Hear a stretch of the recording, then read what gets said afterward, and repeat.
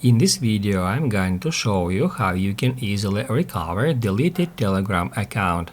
The process is similar for iPhone and Android devices, so let's get started. First off, guys, we need to open up Telegram app. As you can see, currently I don't sign into any of my Telegram accounts, and the point here is that when you delete a Telegram account, you have 30 days to restore it, and if 30 days have passed since the account was deleted, it is actually permanently deleted and cannot be restored.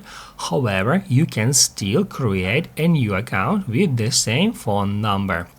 In both the first and the second cases, you just need to log into your Telegram account using your phone number. To do that, just hit at Start Messaging and then just enter your phone number,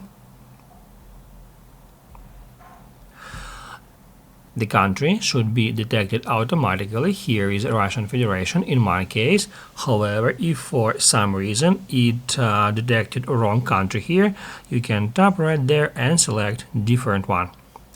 After that, to continue, hit right here at this button, then hit yes, then hit allow, and now here it says that the code was sent to Telegram app on our another device. Now I can enter it,